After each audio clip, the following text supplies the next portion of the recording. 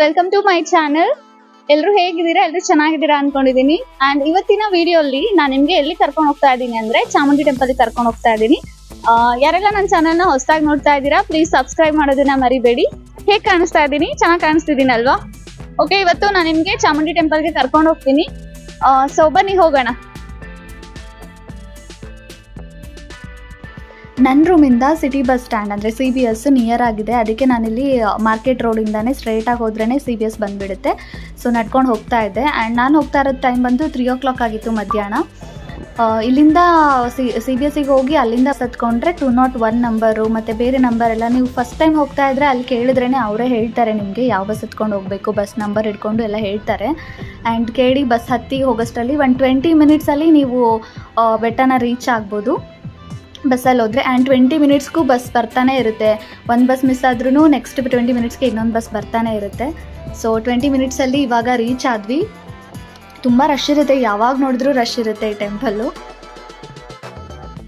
So finally ಇವಾಗ ಬಂದು reach ಆದೆ. ಬಸ್ಸಲ್ಲಿ ತುಂಬ ರೌಂಡ್ ರೋಡ್ ಇರುತ್ತೆ ಅಲ್ವಾ, ಅದು ತಲೆ ಎಲ್ಲ ಸುತ್ತ ಬಂದಂಗೆ ಆಗುತ್ತೆ. ಅರ್ಧ ನಿದ್ದೆನೇ ಆಗೋಯ್ತು ನನಗೆ ಬಸ್ಸಲ್ಲಿ. ತುಂಬ ರಶ್ ಇದೆ, ನೋಡಿ ಎಷ್ಟು ರಶ್ ಇದೆ ಇವತ್ತು. ಆಲ್ಮೋಸ್ಟ್ ಲೈನಿಗೆಲ್ಲ ಕ್ಯೂ ಅಲ್ಲಿ ನಿಂತ್ಕೊಂಡ್ರೆ ಮೇ ಬಿ ನಮ್ಗೆ ದರ್ಶನ ಆಗೋ ತುಂಬಾ ಲೇಟ್ ಆಗುತ್ತೆ ಅನ್ಸುತ್ತೆ.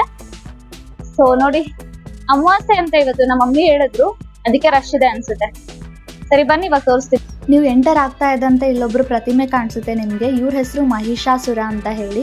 ಆ್ಯಂಡ್ ಇವ್ರ ಕೈಯಲ್ಲಿ ಒಂದು ಕೈಯಲ್ಲಿ ಕತ್ತಿ ಮತ್ತು ಇನ್ನೊಂದು ಕೈಯಲ್ಲಿ ನಾಗರ ಹಾವಿನ ಪ್ರತಿಮೆ ಇದೆ.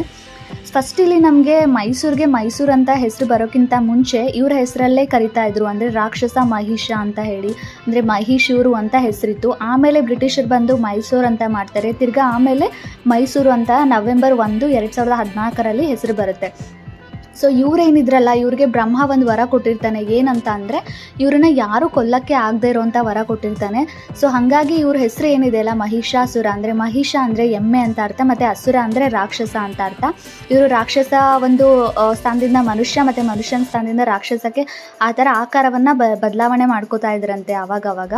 ಸೊ ಅನೇಕ ದೇವತೆಗಳೆಲ್ಲ ಏನಪ್ಪ ಅಂತಂದರೆ ಅವರಿಗೆಲ್ಲ ಭಯಭೀತಿಗೊಳಿಸೋದೇ ಇವರು ಒಂದು ಕೆಲಸ ಆಗಿಬಿಟ್ಟಿತ್ತು ಆಗ. ಸೊ ಆವಾಗ ದೇವತೆಗಳೆಲ್ಲ ಏನು ಮಾಡ್ತಾರೆ ಅಂದರೆ ಬ್ರಹ್ಮ ವಿಷ್ಣು ಶಿವನ ಸಹಾಯವನ್ನು ಪಡ್ಕೊಂಡು ಮನವಿ ಮಾಡ್ತಾರೆ. ಆವಾಗ ಏನು ಮಾಡ್ತಾರೆ ಅಂತಂದರೆ ಚಾಮುಂಡಿ ದೇವತೆ ಏನಿರ್ತಾರಲ್ವಾ, ಸೊ ಅವ್ರಿಗೆ ಅವನು ಎಲ್ಲ ಯುದ್ಧಗಳಲ್ಲಿ ಗೆಲ್ತಾನೆ ಇರ್ತಿರ್ತಾರೆ. ಯಾಕಂದರೆ ಅವ್ರಿಗೆ ಕೊಲ್ಲೋ ಅಂಥ ಒಂದು ವರನೇ ಕೊಟ್ಬಿಟ್ಟಿರ್ತಾರೆ, ಅಂದರೆ ಯಾರು ಕೊಲ್ಲದೆ ಇರೋಂಥ ವರ ಕೊಟ್ಬಿಟ್ಟಿರ್ತಾರಲ್ವ ಬ್ರಹ್ಮ. ಸೊ ಎಲ್ಲ ಯುದ್ಧಗಳಲ್ಲಿ ಇವರೇ ಗೆಲ್ತಾ ಇರ್ತಾರೆ.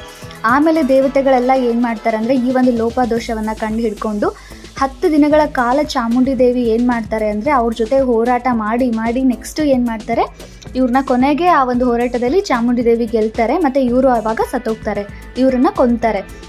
ಸೊ ಅದಕ್ಕಾಗಿಯೇ ಆ ಒಂದು ಚಾಮುಂಡಿ ದೇವಿಯನ್ನು ಮಹಿಷಾಸುರವರ್ಧಿನಿ ಅಂತ ಹೇಳಿ ಕರೀತಾರೆ. ಮತ್ತು ಆ ಒಂದು ದಿನವನ್ನು ದಸರಾ ಅಂತ ಹೇಳಿ ಆಚರಣೆ ಮಾಡ್ತೀವಿ ನಾವು.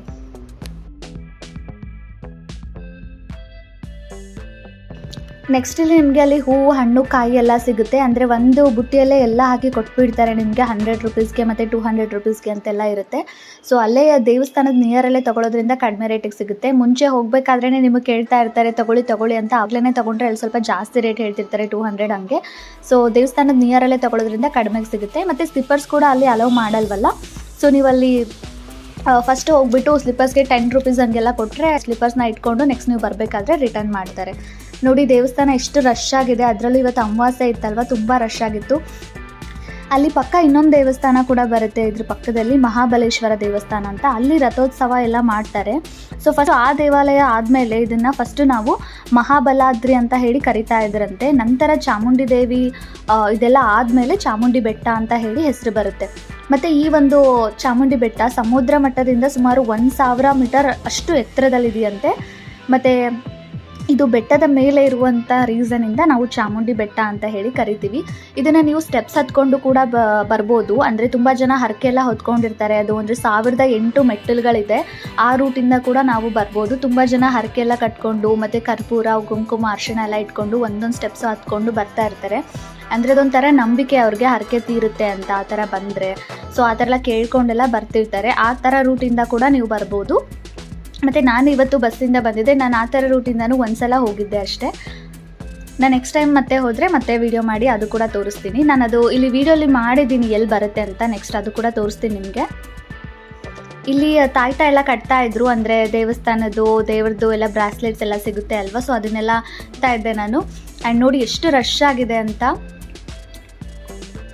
ಮತ್ತು ಇಲ್ಲಿ ಕ್ಯೂ ನಿಲ್ಲಕ್ಕೂ ಅಷ್ಟೇ, ಫಸ್ಟು ಉಚಿತ ಪ್ರವೇಶ ಅಂತ ಕೂಡ ಇರುತ್ತೆ ಮತ್ತು ಸ್ಪೆಷಲ್ ಎಂಟ್ರಿ ಅಂತ ಕೂಡ 2 ಥರ ಇರುತ್ತೆ. ಉಚಿತ ಪ್ರವೇಶಕ್ಕೆ ಹೋಗ್ಬೇಕಂದ್ರೆ ತುಂಬ ರಶ್ ಇರುತ್ತೆ, ತುಂಬ ಕ್ಯೂ ಇರುತ್ತೆ. ಮತ್ತು ಸ್ಪೆಷಲ್ ಎಂಟ್ರಿ ಅಂದರೆ 30 ರುಪೀಸ್ಗೊಂದು ಎಂಟ್ರಿ ಇರುತ್ತೆ ಮತ್ತು 100 ರುಪೀಸ್ಗೊಂದು ಎಂಟ್ರಿ ಇರುತ್ತೆ.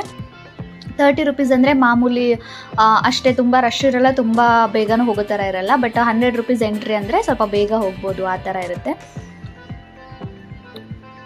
ನಾನಿಲ್ಲಿ ನೋಡಿ ತಾಯ್ತಾ ಕಟ್ಸ್ಕೊತಾ ಇದ್ದೆ. ಅವ್ರು ಕುಂಕುಮ ಎಲ್ಲ ಇಟ್ಟರು ಅಂದ್ಬಿಟ್ಟು ಮತ್ತೆ ಅಲ್ಲಿ ನಂಗೆ ಯಾವ್ದು ಇಷ್ಟನೋ ಅದನ್ನ ಬ್ರಾಸ್ಲೆಟ್ ತೊಗೊಂಡು ಕಟ್ಸ್ಕೊಳ್ತಾ ಇದ್ದೆ.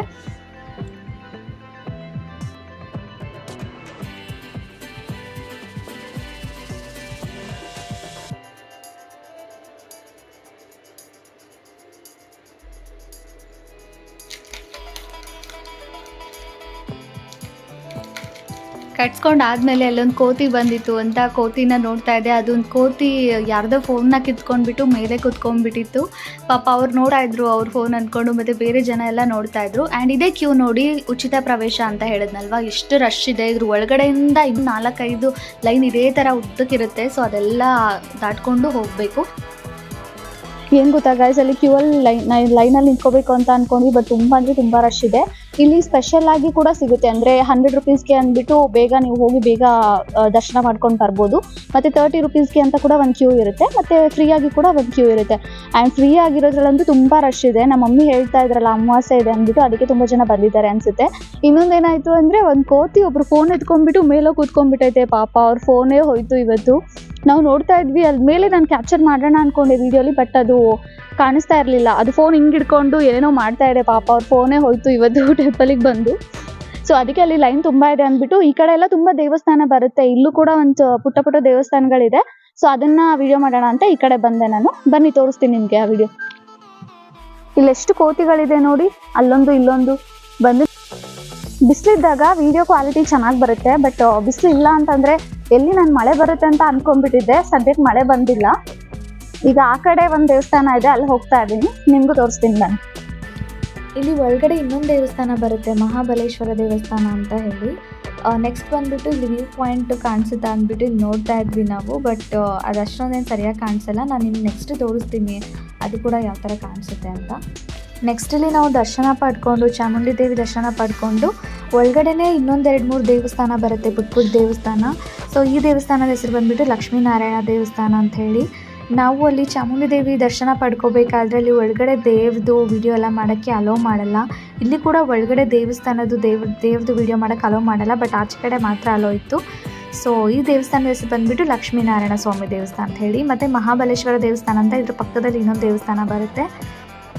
ಸೊ ಇಲ್ಲಿ ಕೂಡ ಬಂದುಬಿಟ್ಟು ದರ್ಶನ ಪಡ್ಕೊಂಡು ಹೋಗೋಣ ಅಂತ ಇಲ್ಲೂ ಕೂಡ ಬಂದೆ.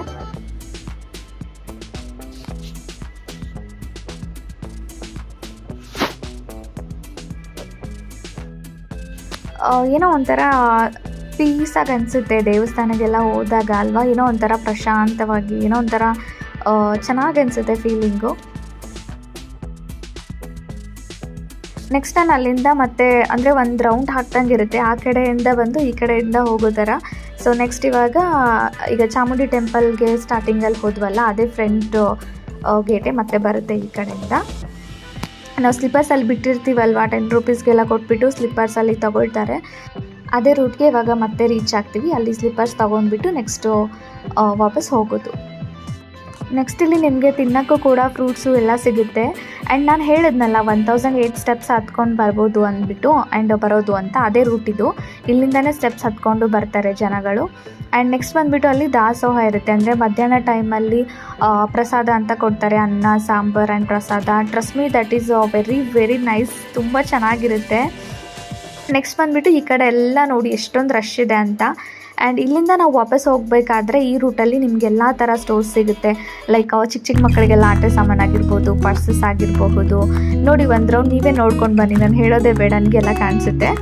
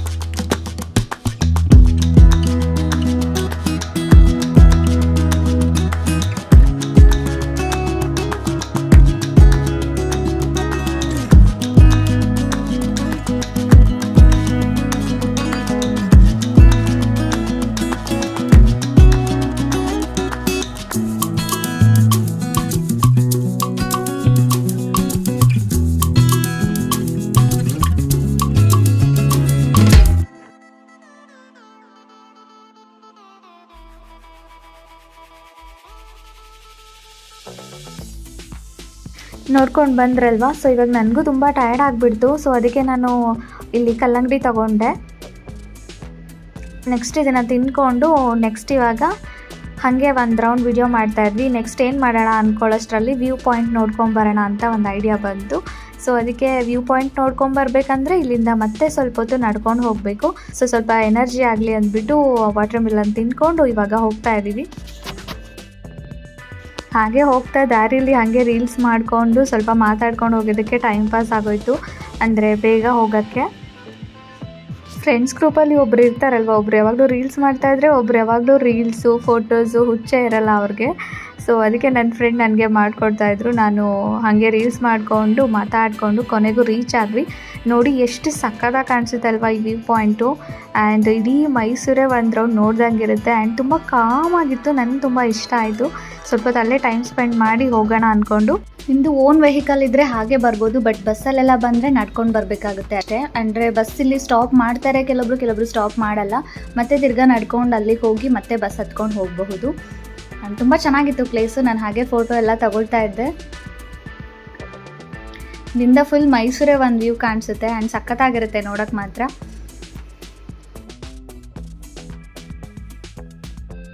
ಅಂತೂ ಇಂದು ದೇವ್ರ ದರ್ಶನ ಎಲ್ಲ ಆಯಿತು. ಎಷ್ಟು ಪೀಸ್ಫುಲ್ ಆಗಿದೆ ಗೊತ್ತಾ ಈ ಪ್ಲೇಸು. ಸಖತ್ತಾಗಿ ಕಾಣಿಸ್ತಾ ಇದೆ. ಇಲ್ಲಿಂದ ಫುಲ್ ಮೈಸೂರು ಎಲ್ಲ ಕಾಣಿಸುತ್ತೆ, ಒಂದು ವ್ಯೂ ಕಾಣಿಸುತ್ತೆ. ಸಖತ್ತಾಗಿದೆ ಈ ವ್ಯೂ ಅಂತ. ಸೂಪರಾಗಿ ಅನಿಸ್ತಾ ಇದೆ. ಏನೋ ಒಂಥರ ಮನಸ್ಸಿಗೆ ಶಾಂತಿ ಕೊಡುವ ಪ್ಲೇಸ್ ಇದು. ಸಖತ್ತಾಗಿ ಅನಿಸ್ತಾ ಇದೆ ನೋಡೋಕ್ಕೆ. ಅಯ್ಯೋ ಇಲ್ಲೇನು ಅಂತಂದರೆ ಅಲ್ಲಿಂದ ಬಸ್ ಅಲ್ಲಿಂದ ಇಲ್ಲಿಗೆ ಬಸ್ ಸ್ಟಾಪ್ ಇರಲ್ಲ, ಬಸ್ ಬರಲ್ಲ. ಅಲ್ಲಿಂದ ಇಲ್ಲಿಗೆ ನಡ್ಕೊಂಬರೋದ್ರಲ್ಲೇ ಸುಸ್ತಾಗೋಯ್ತು. ಇಲ್ಲಿ ಬಸ್ ಸ್ಟಾಪ್ ಮಾಡಿಸಿದ್ರೆ ಹಾಗೆ ಹೋಗ್ಬೋದು, ಇಲ್ಲಾಂದರೆ ಮತ್ತೆ ಅಲ್ಲಿ ತನಕ ನಡ್ಕೊಂಡು ಹೋಗಿ ಆಮೇಲೆ ಬಸ್ ಹತ್ಕೊಂಡು ಹೋಗಬೇಕು. ಅದೇ ಒಂದು ಬೇಜಾರು ಅಷ್ಟೇ.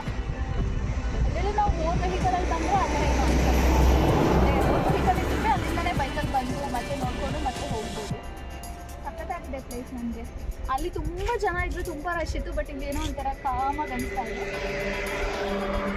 ನೋಡಿ ಸಖತ್ತಾಗಿದೆ ಅಲ್ವಾ. ನೀವು ಕೂಡ ಒಂದ್ಸಲ ವಿಸಿಟ್ ಮಾಡಿ, ಚೆನ್ನಾಗಿದೆ ಪ್ಲೇಸ್. ಐ ಹೋಪ್ ನಿಮಗೆ ಈ ವಿಡಿಯೋ ಇಷ್ಟ ಆಗಿದೆ ಅಂತ ಅಂದ್ಕೊಂಡಿದ್ದೀನಿ. ಆ್ಯಂಡ್ ಇಷ್ಟ ಆಗಿದ್ರೆ ಪ್ಲೀಸ್ ಲೈಕ್ ಮಾಡಿ, ಕಮೆಂಟ್ ಮಾಡಿ ಮತ್ತು ಸಬ್ಸ್ಕ್ರೈಬ್ ಮಾಡಿ.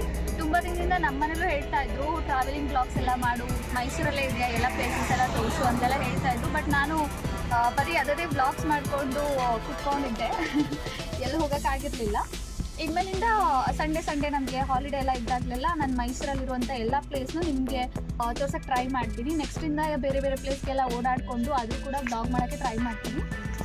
ಈ ವಿಡಿಯೋ ನನಗೆ ಗೊತ್ತಿರೋ ಪ್ರಕಾರ ಎಷ್ಟು ಒಂದು ತಕ್ಕ ಮಟ್ಟಿಗೆ ನಾನು ಟ್ರೈ ಮಾಡಿದ್ದೀನಿ. ಚೆನ್ನಾಗಿದೆ ಅಂತ ಅಂದ್ಕೊಂಡಿದ್ದೀನಿ, ನಿಮಗೂ ಇಷ್ಟ ಆಗಿದೆ ಅಂತ ಅಂದ್ಕೊಂಡಿದ್ದೀನಿ. ಆ್ಯಂಡ್ ನೆಕ್ಸ್ಟ್ ವಿಡಿಯೋಲಿ ಮತ್ತೆ ಸಿಗ್ತೀನಿ. ಅಲ್ಲಿವರೆಗೂ ಪ್ಲೀಸ್ ನನ್ನ ಚಾನೆಲ್ನ ಸಬ್ಸ್ಕ್ರೈಬ್ ಮಾಡಿ. ಯಾರೆಲ್ಲ ಸಬ್ಸ್ಕ್ರೈಬ್ ಮಾಡದೆ ನೋಡ್ತಾ ಇದ್ದೀರಾ ಇನ್ನೊಂದ್ಸಲ ಹೇಳ್ತಾ ಇದ್ದೀನಿ, ಸಬ್ಸ್ಕ್ರೈಬ್ ಮಾಡಿ. And thanks for watching. Bye.